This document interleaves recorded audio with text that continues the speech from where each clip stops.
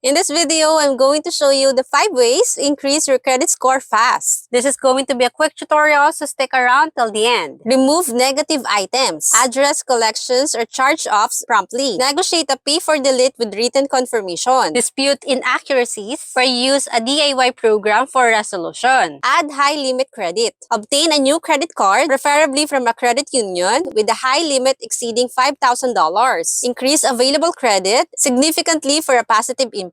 Request credit limit increases. Regularly request credit limit increases every 6 months for active credit cards. Focus on cards like American Express, Chase, Capital One, Apple, and Navy Federal. Become an authorized user of a credit card. Ask someone to add you as an authorized user of their credit card, preferably with a long credit history and high limit. Inject a positive payment history and age of credit into your profile. Pay down credit card balances. Focus on reducing revolving credit balances to maintain utilization below 9%. Utilization plays a crucial role in boosting your credit score. By following the steps, you strategically address key components of your credit score, leading to a faster and impactful increase. Remember to maintain consistency in managing your credit for long-term benefits. And finally, here is the breakdown of your credit score. Your 300 points are set up automatically, and the remaining 550 points is controlled by you with your payment history and credit utilization. And those are the 5 ways to increase your credit score fast. Like if you like, comment, subscribe, and thank you so much for watching.